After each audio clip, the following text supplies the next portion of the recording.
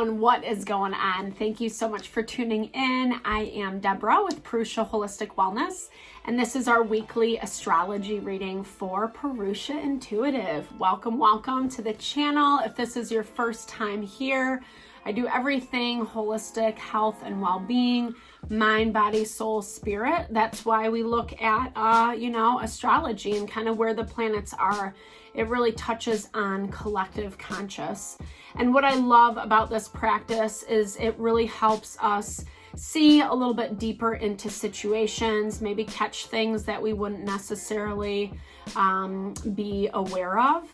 And then we can better navigate through whatever situations we're going through. Such an invaluable tool to the game of life, right?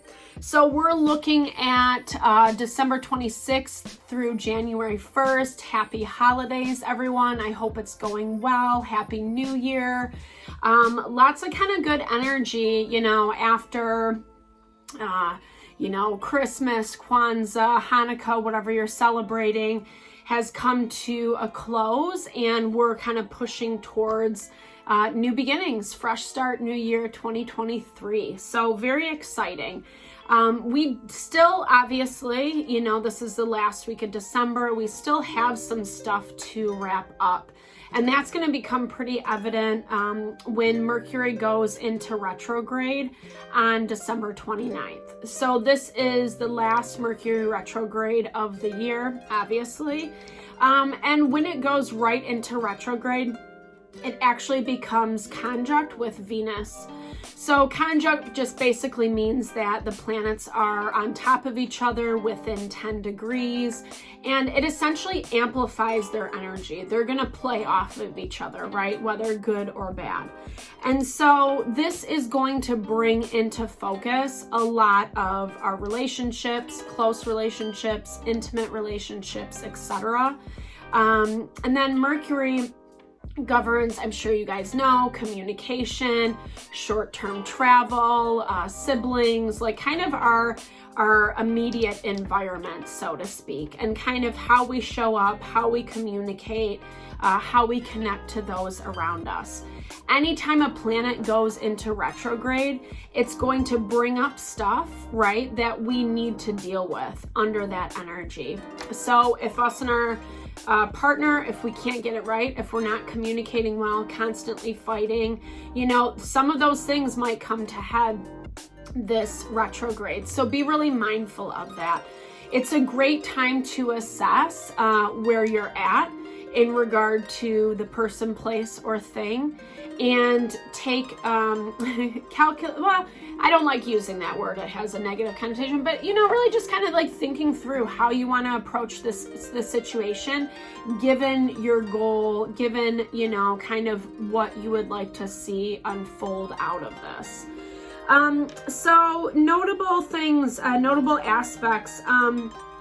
We'll talk about the moon. It's going to travel from Aquarius to Pisces to Aries to Taurus. So the moon spends about 2.5 days in each sign. So we are seeing that manifest as it moves through. This is going to, it's currently in Aquarius, so with that energy, and it's actually in conjunct, so right on top of Saturn right now. Saturn is what teaches us our lessons. It forces us to learn for our own betterment and growth and development. And with the moon right on top of it, can make those things feel heavy, right? Like it's, I don't know, like sometimes we really don't like how things are showing up in life. We wish it wasn't that way. We had hoped or expected something completely different. And in fact, we're getting something that feels like we don't want it, or that person didn't treat us right, or we didn't think that if I did this, that they were going to do that, etc. Everyone's situation is going to be different. But basically what it talks about is, yeah, it sucks. And sometimes that's just the reality of it. It sucks. But we're still in control of our own energy, our own desires, and how we're going to show up in our life. Just because that person over there didn't want to act out of integrity, or they told us one thing and did another, you know, whatever it is. It doesn't mean that we have to respond in that way, you know. We can still respond in a way that's like in alignment with who we are and what our values are. The moon conjunct to Saturn is going to kind of make it, challenging to do so, right? Because the moon is our feeling and our emotion around certain situations. It's also our intuition. So you could be having heightened awareness around some of the things that you're navigating through, especially the situations that are a little bit more challenging and kind of like testing your energy. It's going to feel like I want to say F you to this person, place, or thing, this rebellion. It's going to bring up a lot of emotion with that moon moving into Pisces. But then we're going to kind of come out of it around that time that Mercury goes into retrograde. We might have the opportunity to communicate to the person, place, or thing that we're dealing with in a little bit more grounded, courageous, and self-assured way. So I would just recommend waiting out the next couple days. Don't specifically react. You can sit on things for a few minutes, you know, a couple days. You don't have to give someone a response right off the bat. And the value is if we listen to what is highest and best, if we actually take those learning notes from Saturn into account, we're going to feel a lot better heading into the new year, because the sun is trine to the North Node. North Node is, again, like what we're aspiring to. South Node is our karma, what we bring into this life. The North Node is where we're headed, where we're going, what we're trying to become, so to speak.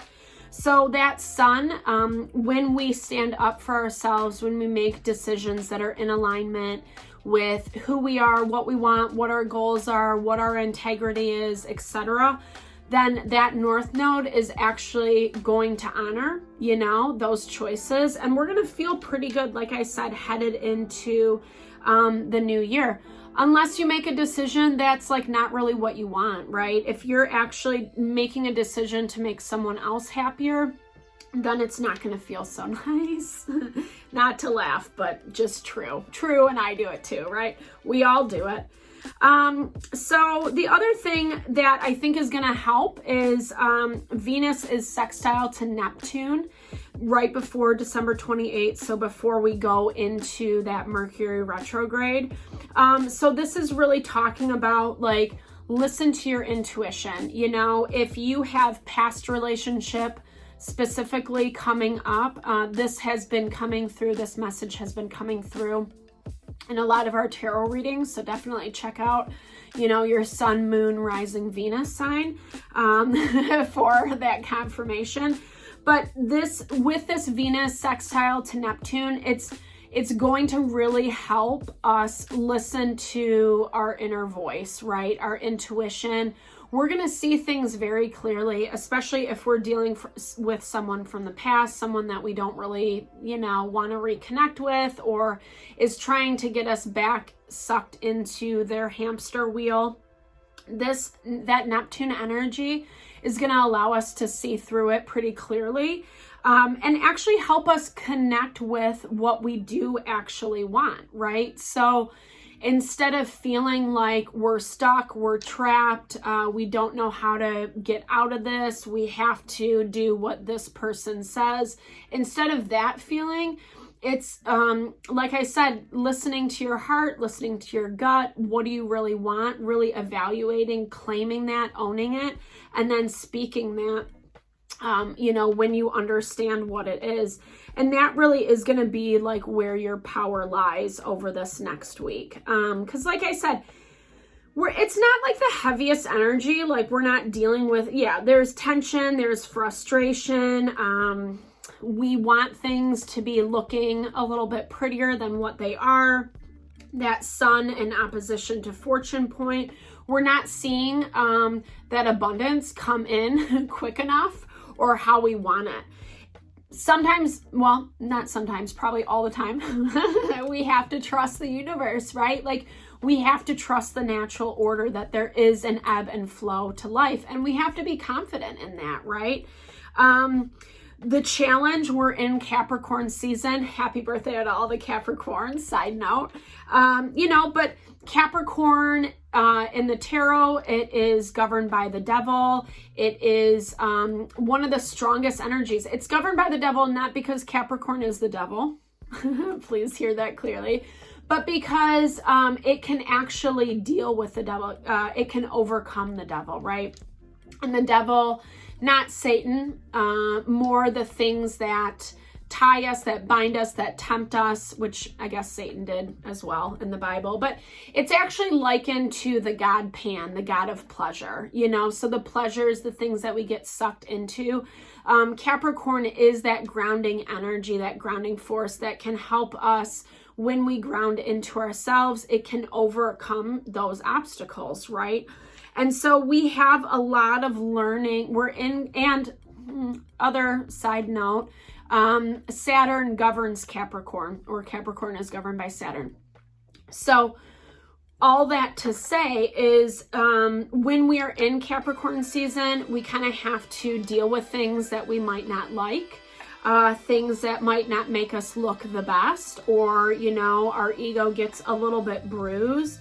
But when we're actually able to, like I said, kind of tap into that energy of understanding what the universe is trying to teach us, what our lessons are to be learned, then we can make choices that are in alignment with those learning lessons. And then we see the rewards and benefits. And we're going to feel 10 times better, right? When we're in that hamster wheel, continually doing the same thing over and over and over again, that's when life gets really defeating, right? So I talked about those things. Let's see what else we have. We'll move. Yeah, so like I said, there's tension these first couple days, more water energy than what we maybe want to deal with. Some of the choices, the decisions that we have to make are coming to head. This is normal this time of year, right? Like, that change is happening, regardless of whether we want it or not, it's happening. So make your choices wisely and accordingly, don't kind of throw yourself under the bus. Easier said than done. There is going to be a lot of resistance in regards to how it feels, because it is kind of digging up more of the painful energy. The cool thing is, though, we have just come from a new moon. So new moon to full moon, it's like when we are kind of chipping away at the goals that we had set during the new moon. So this is about refinement. If we think about it in that regard, it's going to be easier to make the choices accordingly. So refining what doesn't work, what isn't valuable for the goals that we have set, etc. And this touches on all things, right? This touches on relationships, business, friendships, hobbies, whatever we have that, we're establishing for ourselves. We got to make sure that we're choosing the things, like I said, that are in alignment. It's pretty self-explanatory. I feel like I say this a lot, because if we were all choosing the right things, then I don't know. I don't know if that's a reality. That would be interesting of how that life would look. Like I was talking about, really just be mindful about how you are approaching these situations that are presenting themselves. Chiron or Chiron, however you want to pronounce it, is in Aries right now. It is the wound healer. So it is actually going to help us overcome, and with it being in Aries, that is more of an alignment with our own authentic self. It's not about doing the things that everyone around us is telling us to do. It's about saying, hey, what is highest and best? What is most healing for me? And then making those actions, making those steps accordingly. Jupiter has also just moved into Aries as well. So this is our fortune, it's our abundance, it's kind of where we get our rewards for doing the hard work, right? And so with it in Aries energy, it's like the more you pour into yourself right now, the better it's gonna be. You know, we're moving to a new year, right? So we all make New Year's resolutions, even if you don't write them out. I'm sure you think about them, you know, things that you would like to change or grow in your life, etc. So like I said, the more that you're able to align it with what's going to make you the best version of yourself, the better things are going to pay off for you in the long run. You know, and honestly, it's kind of, a lot of this is about breaking away from the past, things that we should not be taking into 2023 with us. This reading, the way the planets are set up, it's asking for us to be a little bit more rebellious against what we have, you know, the comfortable, the natural surroundings, the things that make us safe, but also keep us small. The more that we're able to work outside of the box in that regard, the better off and the stronger we're going to become. And then after that, I mean, a lot of the only other thing I see, like I said, with that is kind of just getting tripped up over the emotional components. Black Moon Lilith is still in Cancer. So Cancer rules our 4th house. It's what makes us feel loved, nurtured. It's connected to home, family, your idea of those things. And with Black Moon Lilith, she dangles the carrots, right? She breadcrumbs. She tries to find ways to challenge you, essentially. Well, I'm going to give you something you really like, i.e. kind of like the devil, you know. Do you want to take that drink? You want to hit that? You want to, you know, spend that money, whatever it is, right? She's going to kind of try to lure you with the things that are like, well, just this once, or well, this makes me feel better, or whatever it is. So be really mindful around that energy of temptation. You know yourself, you know the situation the best. Just be honest with yourself about what you can and can't do. It's not saying don't dibble dabble, don't have fun. You know, I like you know, hanging out and having my fun too, as we all do, right? It's just basically saying don't go overboard, because as soon as you do, she's gonna kind of throw something in there that's gonna make it harder to not revert back to old habits, behavior, energy, you know. And like I was talking about, we've been seeing this relationship energy come up in the tarot readings. And as we move towards the 1st, that energy comes out. So you might be interacting with a past person or someone you kind of have some mucky history with. Really make sure that you're choosing what you want and not what you think they want, or because you're nostalgic over the relationship, etc. The more you listen to your intuition, the better it is going to serve you. That's pretty rule of thumb, you know, but that Neptune energy is really going to help you kind of hear clearly what is right for you and what is not. So I hope this helps, guys.